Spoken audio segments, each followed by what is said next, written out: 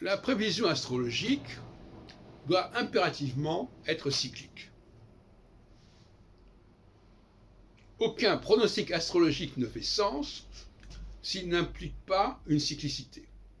Je veux dire par là, s'il n'implique pas qu'à un moment donné, au bout d'un certain délai, les choses partiront en sens inverse.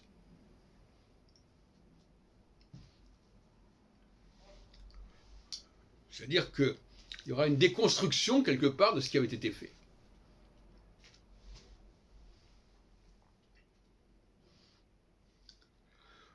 Et malheureusement, dans bien des cas, et je pense notamment à André Barbeau, cette question de cette prévision à 2 étages, avec ce facteur réversible, n'est pas respectée comme il faudrait.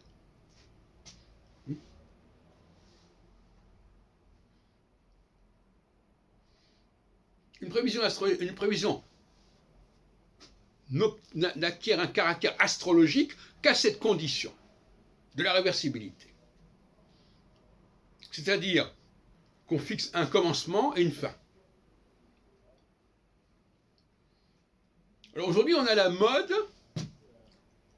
fâcheuse à mon avis, de faire des prévisions ponctuelles. On n'est même plus dans la périodicité, on n'est même plus dans la phase. On dit voilà, il y a un événement qui correspond à ceci ou cela. Donc cette façon événementielle et ponctuelle de faire de l'astrologie me paraît détestable, et elle ne s'explique que par la surabondance et la pléthore de facteurs qui font qu'on ne peut pas se permettre d'accorder trop de place à un seul et même cycle. C'est lamentable. Et il faut arrêter tout ça. Il vaut mieux travailler sur peu de planètes, mais que chaque planète ait son Lebensraum, son temps puisse respirer.